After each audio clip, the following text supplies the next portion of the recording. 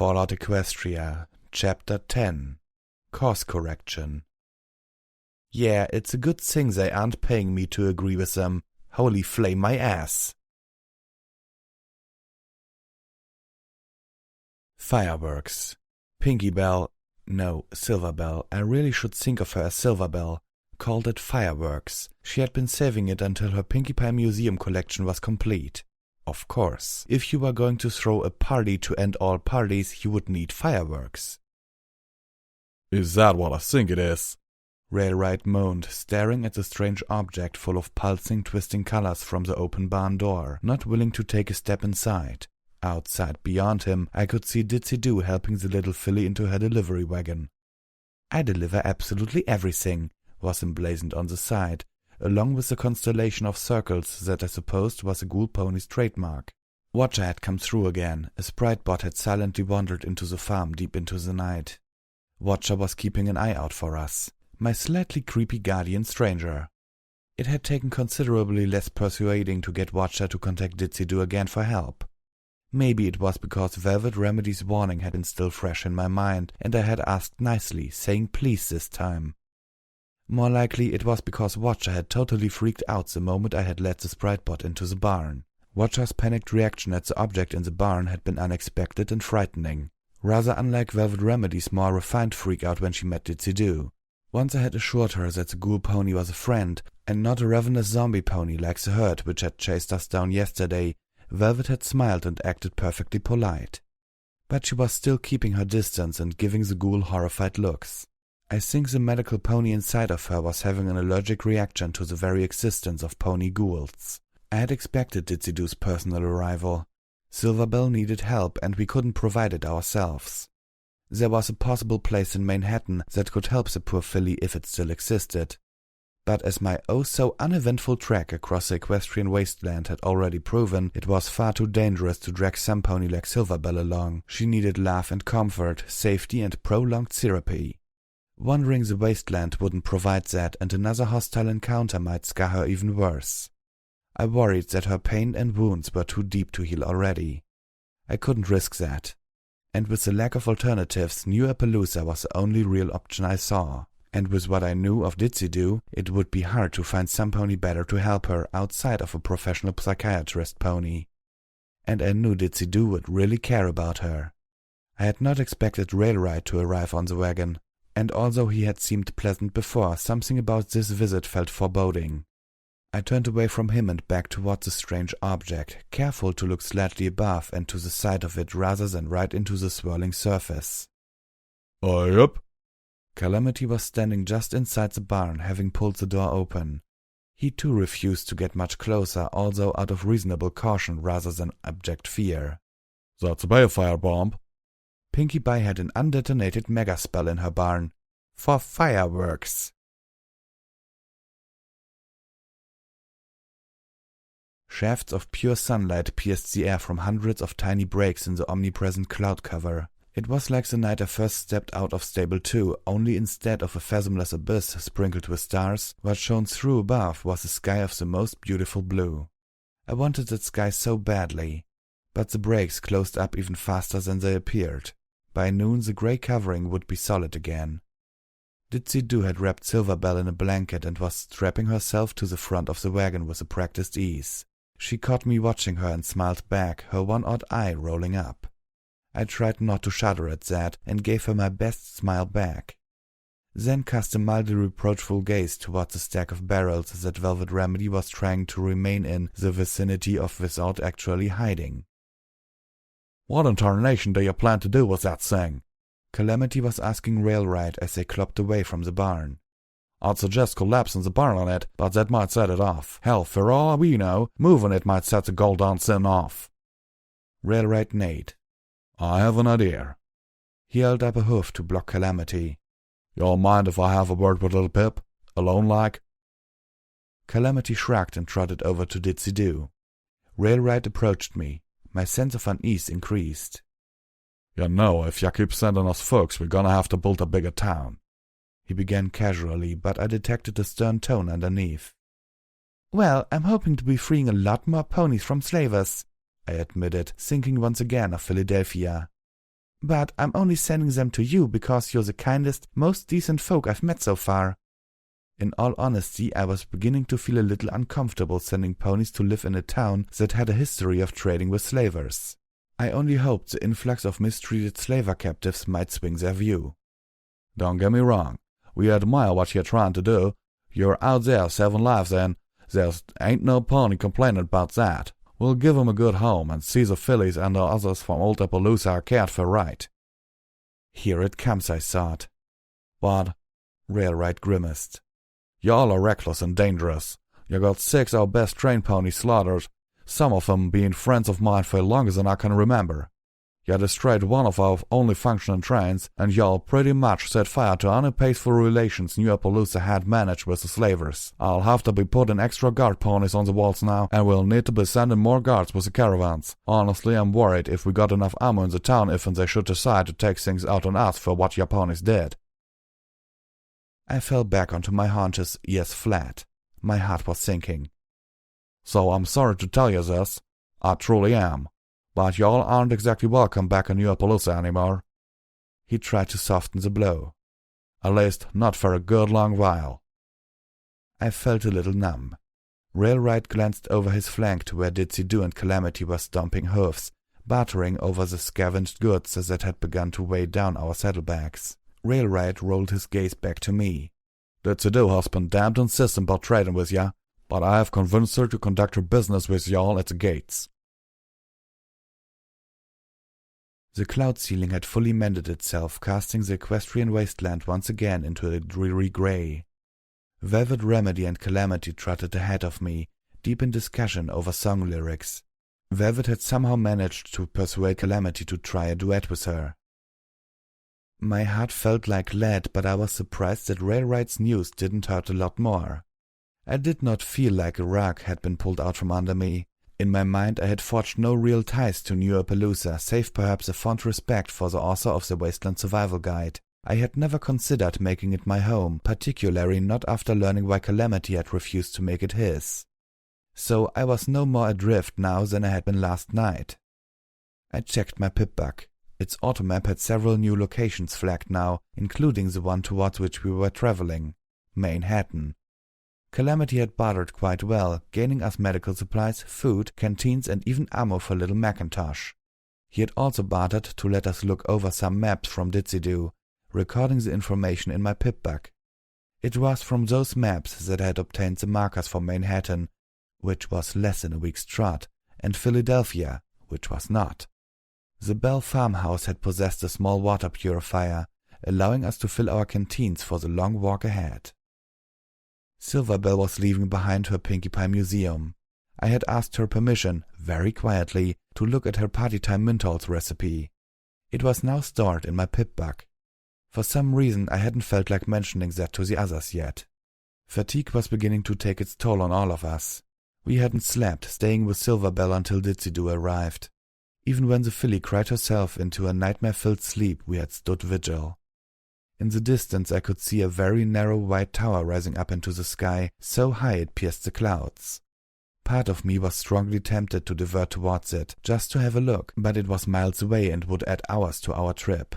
Instead I tried to sate my curiosity with a small series of buildings up ahead. I trotted faster to catch up to Calamity and Velvet. Velvet Remedy had paused in her songwriting, bothered by a question. "Calamity, if the Pegasus ponies live in the clouds, what do they eat?" Calamity answered nonchalantly. "Oh, they grow their own food up there." He looked at her. "Haven't you ever heard of clouds eating?" Velvet Remedy stared at him. To Calamity's credit, he held the deadpan expression for quite a few seconds before breaking into a grin. Velvet chuckled. "Very funny. Fine, have your secrets, but one day I'll expect a real answer." I tried to float my binoculars out and take a closer look at the buildings, but I was barely able to get past opening my saddlebags before my levitation was exhausted. By Luna's grace, I needed sleep. Calamity launched into the air, zooming forward to do an aerial sweep above the structures.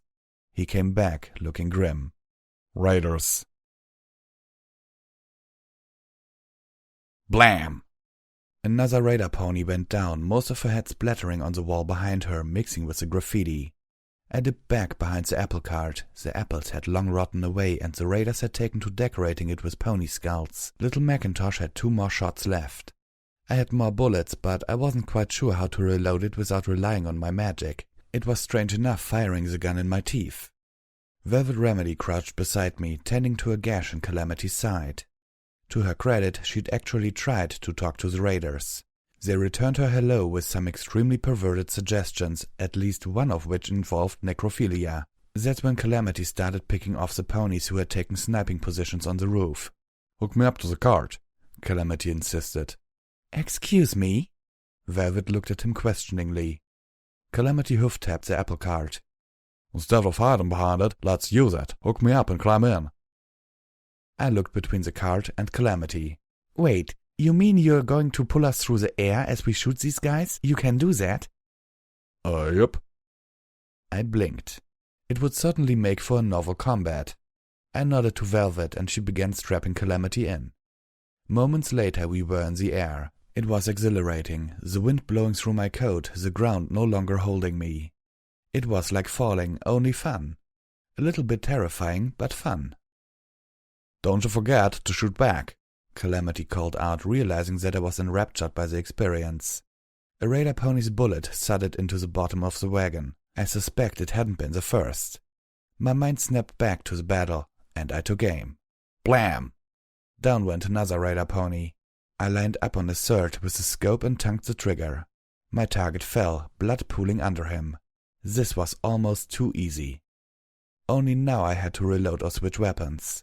The combat shotgun was going to be useless at this range, and I had lost my assault rifle in the train battle. That left the sniper rifle, a weapon so large it required either telekinesis or a mounting to fire.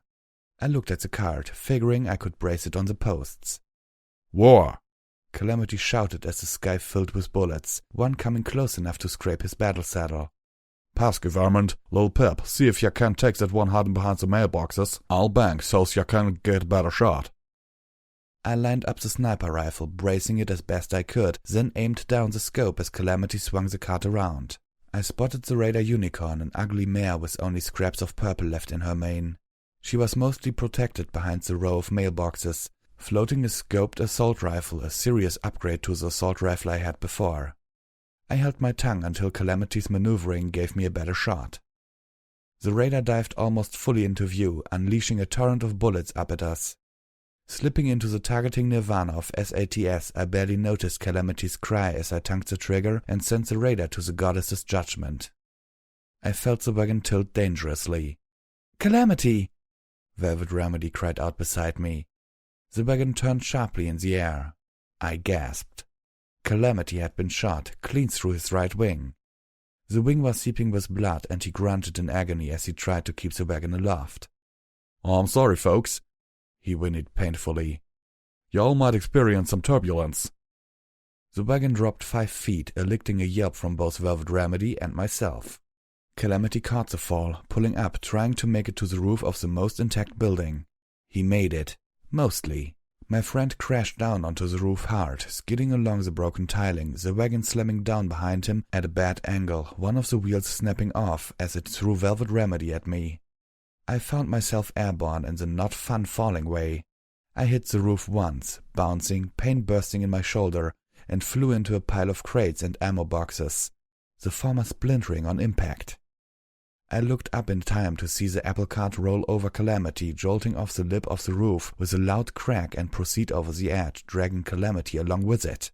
Blood smeared the rooftop from his shot wing. The wounded Pegasus gasped and kicked out his legs, catching and bracing himself against the lip of the roof. He stopped, trembling, the weight of the wagon pulling at him through the still mostly intact harness. "Help!" Velvet Remedy moaned nearby. The lucky mare had managed to land face first on a nice, soft mattress. Raider bedding.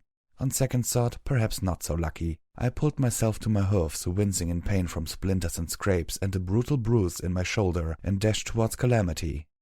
Velvet galloped past me, her longer legs carrying her to the Pegasus' side, where she started biting at the strained harness. I swiftly joined her. Calamity groaned. After only a few very long seconds, harness cut, the cart fell down the side of the building and smashed onto the fragments of sidewalk below. Velvet Remedy knelt on the mattress, which she had tried flipping over to a less grossly stained side, only to be deterred by the colonies of bugs living beneath, and contemplated the memory orb we had found in the wreckage of Ditzy-Doo's deliveries. She hadn't actually played it yet. Velvet had taken care in cleaning and mending Calamity's wounded wing as best she could, then wrapping it in healing bandages, assuring the Pegasus that he would be ready to fly again by the next morning. Presuming, of course, that he follow her advice and stay earthbound until he could get some rest. Likewise, she had treated the rest of our injuries with healing potions and poultices. Once again, our medical supplies had been reduced below what I would have wanted. I was counting on scavenging more from the buildings. Surely the raiders had been hoarding some. There was a hatch down into the building. Moments after we had cut the apple cart loose, a single raider pony had burst up out of it, armed with a metal rake whose tines had been sharpened into deadly claws. He was felled by a twin shot from Calamity's battle saddle. Even at the edge of passing out, Calamity was still a perfect shot. "Why a balefire bomb?" I asked as I reclaimed my sniper rifle, struggling to put it back into its harness without levitation. It turned out that reloading bullets into Little Macintosh had been within my capabilities still, but only so long as the beautiful gun was held in my mouth. My companions both looked up, startled. I clarified. "I mean, why was it a bomb? I thought mega spells were cast." Calamity, who had curled up near the roof hatch, simultaneously resting and keeping guard, answered.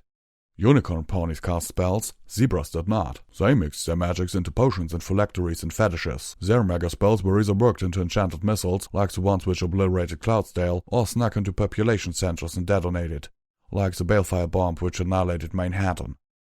I nodded at that and turned my attention to pulling ammo from the raiders' ammo boxes. One locked box provided me with several grenades. Nice. Looking up to Calamity. "Ready to brave the building?" I was hoping that all the raiders were already dealt with and we could scavenge freely, but that was probably wishful thinking. Calamity nodded, getting onto his hoofs. Velvet Remedy got up, moving past me towards the hatch. I leaned forward and bit the end of Velvet Remedy's tail, trying not to think of what it tasted like, and reined in her forward trot. "Stay here," I whispered. "Let us scout it first." Velvet nickered at me unappreciatively but stopped. Calamity gripped the hatch handle with his teeth and flapped his wings, getting a disapproving sigh from Velvet Remedy, pulling it open. The warm flickering light and acrid smoke of burning trash barrels greeted us. Crouching down, I made my way down the stairs. Calamity followed. There were 3 raider ponies inside, barricaded and waiting nervously for us to show ourselves. I waved Calamity back, then backed up myself. A moment later, I sent several of my new grenades down to see them. "Oh fuck!" came a voice from below, followed by 3 rapid explosions, then a silence marred only by the sound of falling debris.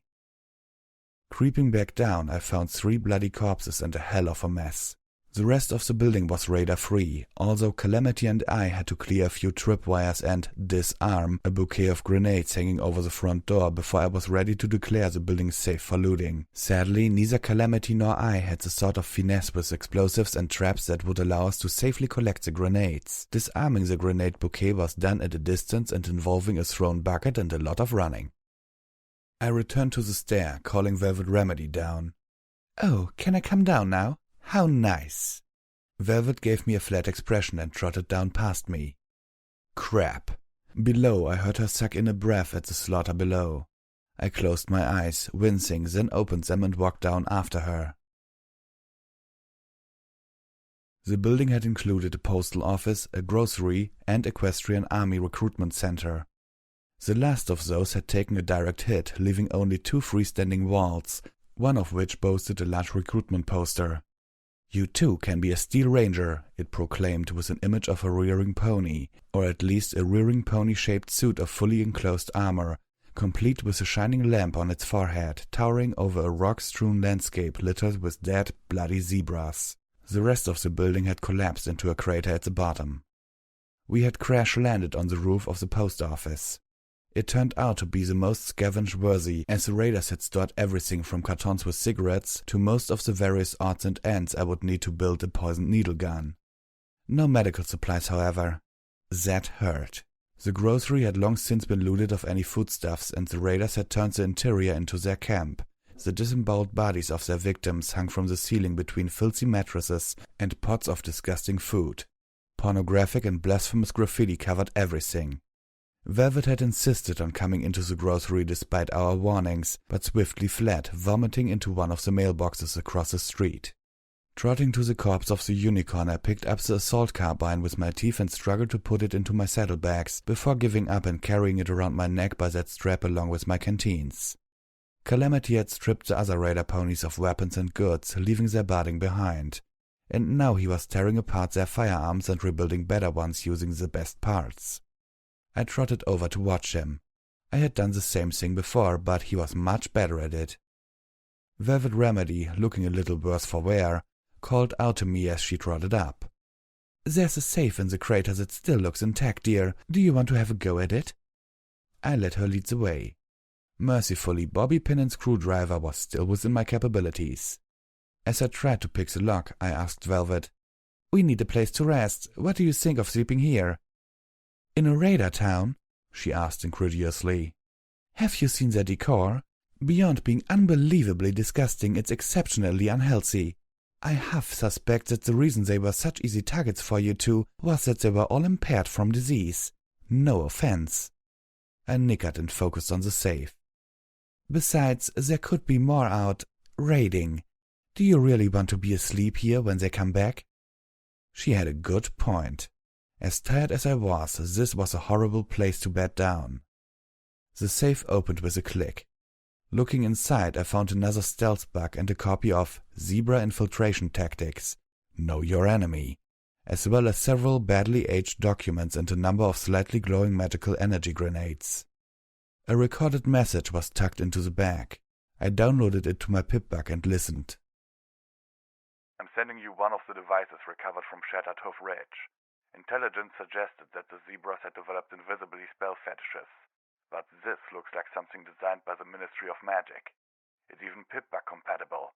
I hate to say it, but it looks like we've got traitors in our midst. If some pony in MAS is leaking arcane technology to the zebras, the princess will need to take action." No voice I recognized, but this was the third ministry I now knew by name. Third of six. 6 heroic best friends, 6 ministries. The Ministry of Morale and the Ministry of Peace were the only others I knew anything about. Or were they? No, there was one other, although I hadn't learned its name. The orange bucking pony statuette was clearly one of the limited edition magical artifacts that Pinky, no, Silverbell had told us about. The cutie mark of the 3 apples was identical to the design of the handle of Little Macintosh. The fact that I could mentally draw a line from one of Watcher's heroines to a weapon factory guarded by pony-shaped robots with living brains in them made me cringe a little inside. I got the feeling I wasn't going to like a lot of what I was bound to learn about these ministries. At least the Ministry of Peace seemed benign. A curving set of train tracks cut a swath through the rolling, rocky hills and intersected with our path, so we had begun to follow it. It wasn't exactly the right direction, but it was close, and I suspected the tracks would wind slowly back, probably leading all the way to Manhattan. Plus, it had the benefit of being relatively flat. All the hills were sapping me. "No more living in this gilded cage," Velvet began to sing. "Shackled to what is supposed to be. I am ready to exit this stage. It is time for this bird to fly free." "I've been blinded 'cause I've closed my eyes." Calamity stepped in. His voice was no match for Velvet Remedy's, but he carried a tune amazingly well. "Seen just what they told me to see. Time to get up and shake off the lies, break their rules, stretch my wings and just leave."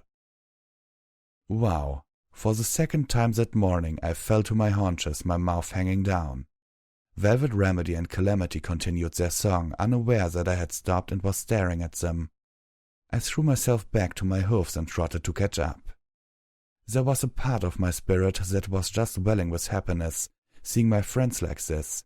A part of my mind that was in constant squee at hearing Velvet writing a new song. And there was an annoyingly earth-ponyish part of me that insisted these two were alerting everything in our vicinity that we were here. I suspected Velvet Remedy didn't know any better. For having been in the wasteland several hours longer than I, she had less experience with traveling through it, and her mind seemed more inclined to other paths of thought. Calamity, on the other hoof, probably just didn't care. There weren't many threats out here that he couldn't just fly away from, and I assumed he sometimes forgot he was traveling with 2 earthbound ponies. I studiously ignored that part of me. For now, the song was helping me keep my legs working. As we rounded a steep hill, Velvet Remedy and Calamity's song reached an abrupt end. "I have no idea what to do for the bridge," Velvet admitted a little sheepishly. "But the chorus is strong." Calamity agreed, having taken a real shine to the project. Spreading his wings, he swooped up to land on a tall rock jutting from the hilltop, then crouched down. "Got something ahead?" He gilded back down to us. "There's a batch of ponies clustered down around a heap vehicles all smashed together." Calamity checked the load on his battle saddle. "They look like they could be raiders." "Look like?" I said warningly. Calamity paused, blushing. "Yeah, well, better to approach cautiously. Safer rather than sorry and all that. Fortunately, they ain't seen us yet, so—" "You sure about that, pony?" said a gravely voice from the air above us. The armored griffin settled down in front of us in a battle stance, talons sharp as razors, a jagged scar running up her beak and across where her left eye had once been, and a tri-barreled medical shotgun in a quick-draw holster under her breast. The battle-scarred griffin was named God, and we were her guests. I must admit I found her impressive. God marched us up to the tracks towards what my pip-bug labeled Junction R7. Calamity's heap of vehicles turned out to be an old rusted train and a stack of wagons forming a barricade over the tracks. The train cars were strange. I had never seen cattle cars before. The wheels on the engine were missing. From the cactus vines growing over much of it, Junction 7 hadn't seen moving traffic for at least a decade. Ponies had converted the trapped train into a guard outpost. Rusty sheet metal formed sheltering huts jutting out from the wagon stack. From the stench of manure, the old switch house on the opposite side was the outhouse. Velvet Remedy lifted a hoof to her nose, eyes watering. Calamity noticed me eyeing the cattle cars. "I've heard stories of slavers using those to transport slaves over long distances over the rails," he muttered, adding after a moment's thought, "Never seen it with my own eyes, though." Taking in the size of the cattle cars, then the number of them on this train, it struck me. That's a lot of slaves. On the other hoof, these ponies were certainly not using them for the buying and selling of ponies. They were dressed in the same sort of makeshift armor that I had taken from the raiders, but a closer look revealed that several of them carried magical energy weapons of one sort or another. And as we neared, most of those weapons were swiftly pointed at us. My ears flattened as I remembered one of the train ponies vaporized, leaving only glowing pink ash behind. It occurred to me only now that I had seen the same effect my first day outside. The Watcher-controlled sprite bot had used a similar weapon on the bloat sprite. So maybe the sprite bots weren't entirely Earth pony engineering after all. Despite our situation, my thoughts jumped track. What did Watcher say about bloat sprites? When you mix parasprites and taint. Which is medical radiation, right? Or is it something different? "Oi!" God called out. "Let him pass. Me and these little ponies are going to have a talk." Hoofs raced in greeting, several ponies echoing responding ois before returning to what they had been doing before. One brown mare with a missing leg was using her pack to jam spark batteries into the array for a mounted multi-barrel medical energy cannon. A pink unicorn pony had several barrels stripped out of the cannon and was cleaning them with his horn. He moved slowly, like his motor skills were impaired, but his telekinetic hornwork was fluid and precise. I could see old scars, dozens at least, possibly over 100, all down his back and legs. He'd been whipped to the edge of death, many times. I looked to my companions. Calamity had slowed down, giving the mounted weapon a curious eye. Velvet Remedy was more concerned, if not downright appalled, at the condition of some of the ponies. A half-starved foal trotted out of the shadowed alcove of rusty metal, carrying a canteen around his neck which he offered to each of the half-dozen ponies I could spot. Velvet leaned close, whinnying nervously. "What are we getting into?" With talon and wing, God directed us into the single-passenger car on the train, nestled up against the crippled engine. From the reek of dander inside, this was clearly the house of God, or at least her office. "Close up the door," she ordered a blue-coated earth pony as she stepped inside behind us. The door swung shut with a metallic squeal and I could hear braces thudding into place. We were locked in with the griffin. Ironically, in better circumstances, I realized this would be a big tactical mistake for the griffin, 3 against 1, and at least 2 of us could handle ourselves in combat. It was odd and somewhat uncomfortable to think of myself as some pony who could face a fight with confidence. Not for the first time I had to wonder if the wasteland was changing me for the better or just changing me. Right now, however, with my levitation magic at its most feeble, we were probably host if this came to blows and guns. It was the same reasoning that had prompted me to accept God's invitation in the first place. Things hadn't changed. The room was spartanely furnished, save for the desk with a glowing terminal and a tattered black flag on the back wall showing wicked talons coming out of darkness. God strutted around behind the desk, placed her talons on it and faced us. I shook my head, trying to clear the webs of too little sleep, when I caught myself musing that she'd look really attractive if she was a little closer to my age and, a pony. "First things first," God glowered at the 3 of us. "Who are you ponies and who do you work for?" Calamity bristled. "I could ask you all the same thing." "Mind your manners, Pegasus. You're in our territory and in my home. I ask you answer." I put a steadying hoof on Calamity's flank, indicating that this was okay. Stepping forward. "I'm Little Pip, this is Calamity and Velvet Remedy. We are just passing through." We also had an increasingly desperate need for a place to sleep, but I wasn't going to reveal that, much less suggest we sleep anywhere near here. "Did Mr. Topaz give you permission to cross our territory?" Something made me suspect a trick question. But before I could formulate a strategic response, Velvet Remedy asked, "Who's Mr. Topaz?" The grizzled griffin leaned over the desk and locked Velvet Remedy with her one good eye. "Say again." She stared at Velvet appraisingly. Velvet Remedy stood up straight. "You asked us about Mr. Topaz, some pony I'd never heard of before. I asked you who that was.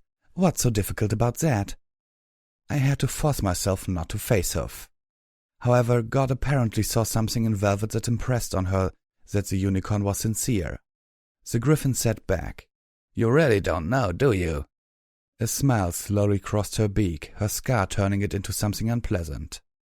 "Well now, isn't that interesting?" She tapped her talon tips together as she considered us. "Well," Velvet Remedy prompted.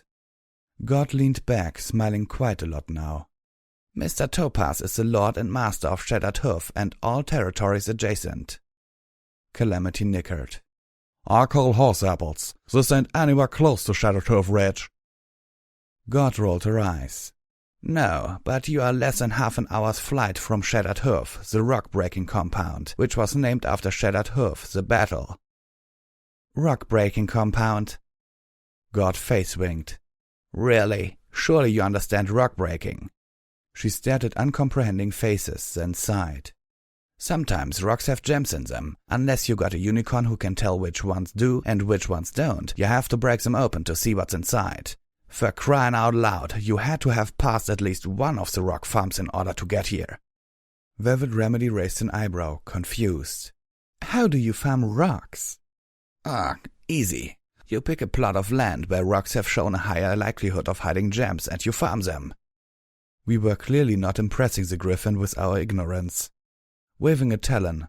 "Some ponies even used to rotate the rocks around from one field to the other to help improve the chance of gems."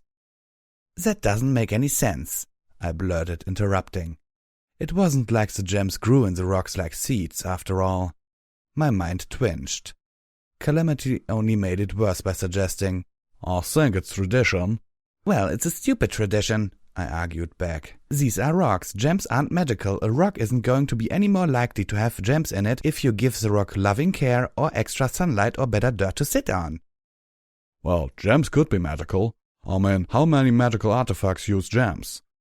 You need gems to build magical energy weapons. They use them to focus and amplify their energies." I stared. First, that was way more technical expertise on anything related to the arcane sciences that I ever expected from Calamity. Second, it had never actually occurred to me that gems might be magical. God sat in front of us, impatiently waiting. After a silent pause, I turned back to her. I think we're done now. Please continue. God had a job for us. Promised bottle caps and safe passage in return. Naturally, we had some questions, starting with, why us? Because you ponies aren't from around here. You've got no loyalties to any of the people hereabouts, and that makes you free to operate where I can't, do things a member of Mr. Topaz's employ couldn't get away with. She gave us a narrow look. You getting me? I nodded slowly. You want us to do something that you can't do without being disloyal to Mr. Topaz. But isn't it still disloyal to hire somebody else to do your dirty work?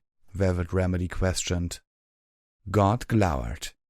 Now look here, I have only 2 loyalties, to the contract and to bottle caps. And in that order. She leaned back, looking over her shoulder at the flag behind her. My old crew learned that the hard way, then decided to take up Red Eye's offer and turn over the caravan we were hired to protect to Red Eye's slavers. She turned back to us.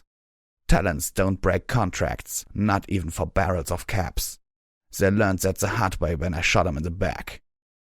Her smile turned grim. It was a point of honor. Shooting your friends in the back didn't sound like any code of honor I could understand. Still, God's words opened up a whole flood of new questions from us, stampeding one after another. God was gracious enough for a little while to answer. Red Eye, that guy on the sprite bots, he runs the slavers? Yes, ironic, isn't it? He preaches all that horse shit about peace and unity and building a better tomorrow, and he's been building it on the backs of hundreds of slaves. I can't understand how so many of you ponies buy into this hypocritical rubbish. But griffins don't? Hell no. He couldn't pay enough to make me bite into his poisoned apple. God grimaced, adding, Not that he's offering. No unity for griffins. We are just hired wings to him. And the griffins will work for him? Yes. God seemed to take that as either an offensive or stupid. Or possibly offensively stupid.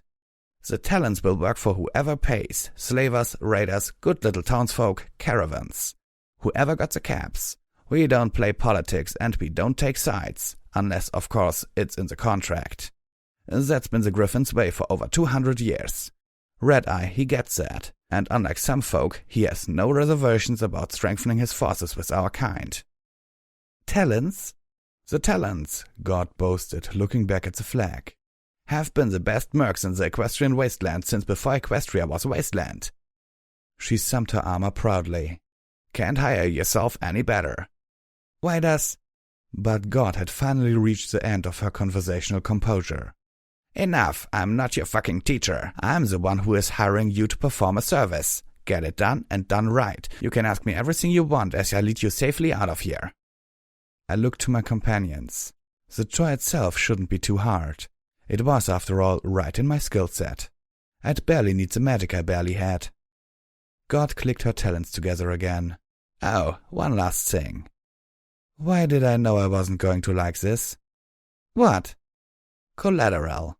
God smiled, a cold and friendless smile. Not that I don't trust you, but I need to make sure you don't plan to march in there and tell Deadeye all about our little arrangement. So, one of you is staying behind with me. Oh, hell no, Calamity all but growled. Or maybe instead, I suggested reasonably, you could sit on my horn and spin. God actually smirked at that. She opened her talents in a wave. If you decide you don't want the job, you're free to go. I'll just have the ponies outside open that door and tell them you're not under my protection anymore.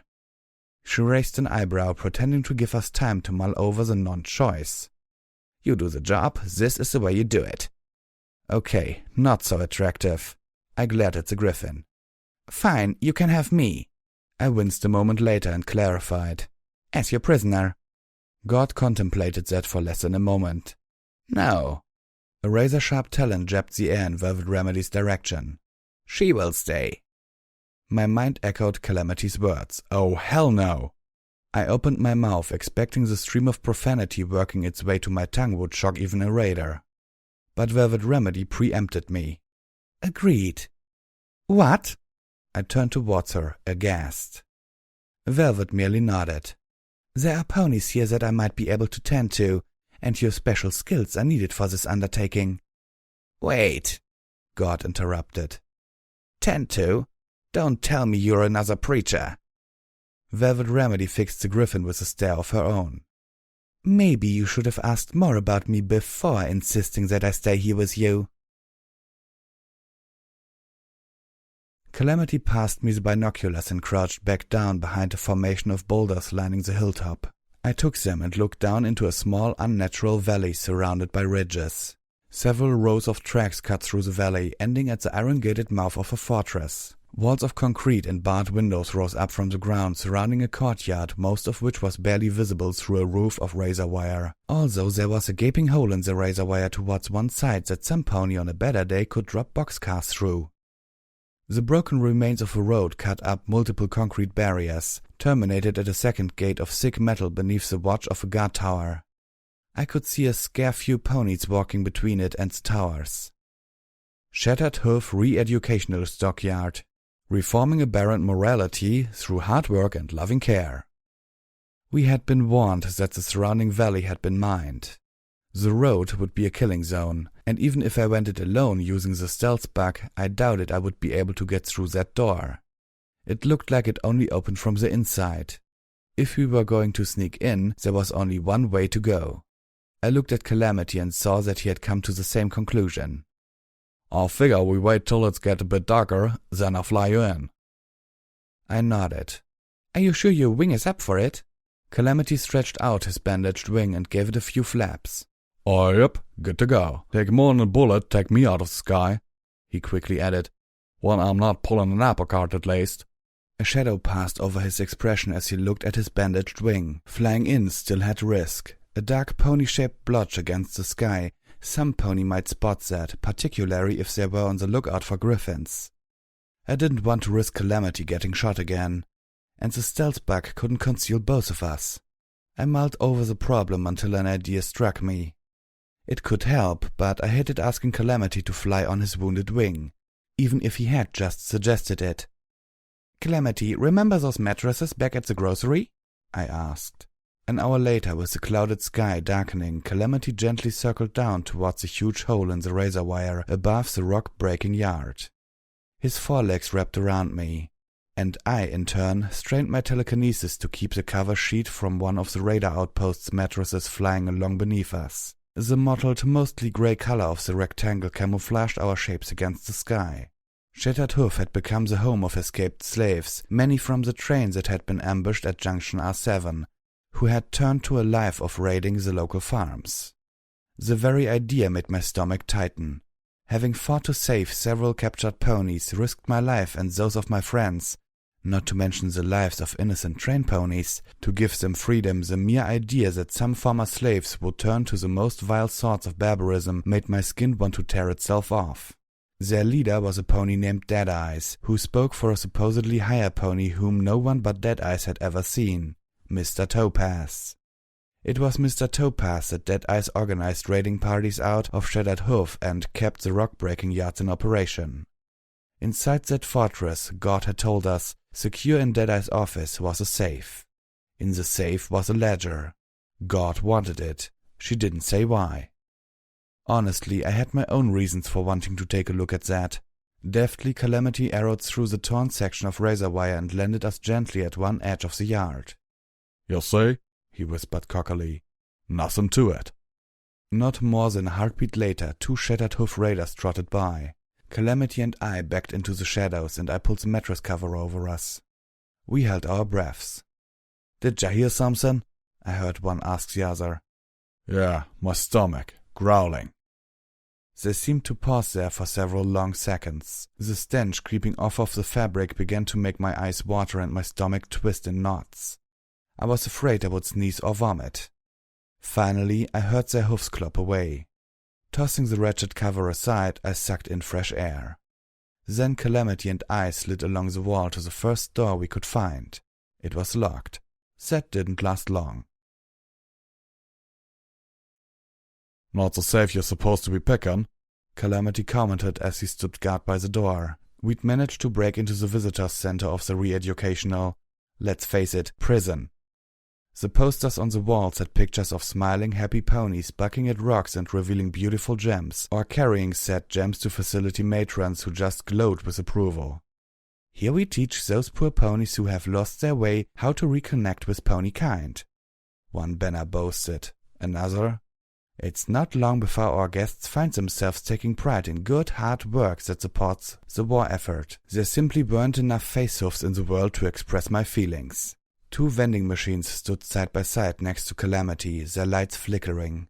Both had been pried open and emptied of Sparkle Cola and Sunrise Sarsaparilla, respectively, the latter machine bearing an image of the goddess Celestia raising the sun over happy sarsaparilla drinkers.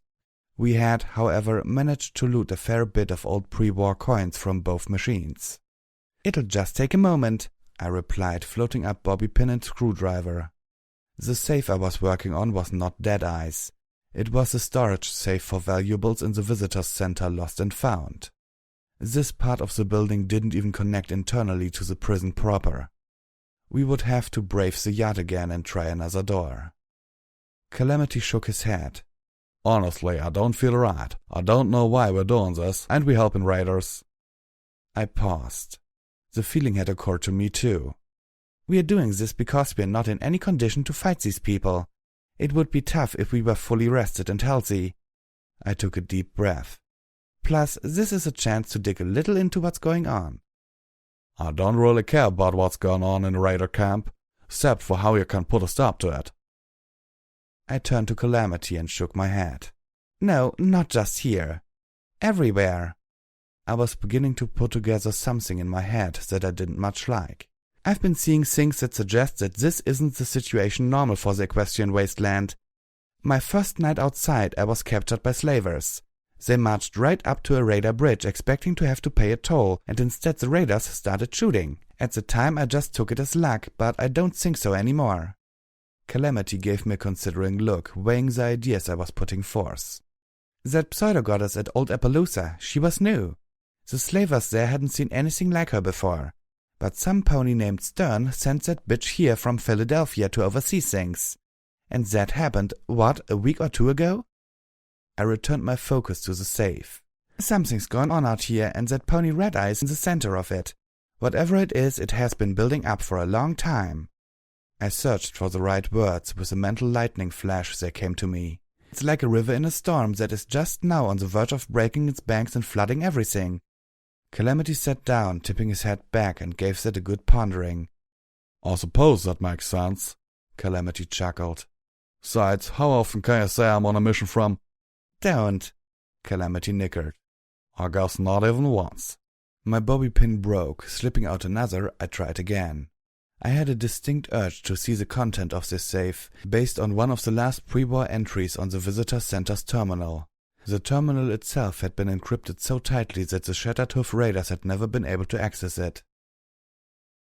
Entry 42. Just got word that Shattered Hoof will be closing down the visitor center portion of this facility. The Ministry of Morale has decreed that the friends and families of ponies who have been determined guilty of sedition or treason will no longer have the right to visit our guests until rehabilitation is deemed complete, for fear that our guests might spread their poison to their loved ones. As such, this is going to be my last entry. Fortunately, the severance package will be generous. I plan to take my family and move to Cloudsdale. The world below is just a little too ugly for me to be raising my foals in. We've done our best to contact ponies with items still in the lost and found, and most of what remains will be mailed out today. Unfortunately, we had no luck reaching our recent guest entertainer. Sweetie Belle has apparently fallen off the face of Equestria. I've taken care to store her belongings in the safe. It amuses me that we shut this office down just after we repainted it. If some pony had said something sooner, we could have saved ourselves a lot of trouble. Not to mention Tiara's new dress, although the rest of us are upset about that. That mare is unbearable. It cost me a bobby pin, but the safe finally opened. I would discover later, to my chagrin, that I could have just opened it via the terminal had I been more patient. Inside was a single package. Carefully I pulled it out with my teeth and set it on the ground. I gave it a tug on the drawstring with my teeth and it opened easily. I was stunned to see a statuette of a jaw-droppingly gorgeous white unicorn with a central purple mane and tail and a darling 3-gem cutie mark. There were other things in the package too, but I totally forgot about them. "Are you done visually molesting that statue, girl?" Calamity's words disrupted my reverie. He looked impatient. I blushed hotly. "She's a looker, I'll give you that. But I'm guessing she wouldn't be much appreciate the way you're looking at her." "I was just looking," I stammered, then focused all my energy to floating up the statue and sliding it into my bag. I knew I was risking burning myself out completely, but just had to keep her. And I didn't want to risk marring the statuette with my teeth. The statuette trembled, not wanting to rise from the ground. Then I felt a surge of magical energy and the statuette floated up gracefully. Whatever blessing this one had bestowed, it had rejuvenated my horn. Just a little, but enough to float the statuette and even little Macintosh. I turned the hot, gorgeous mare around in the air until I could read the engraving. "Be unwavering."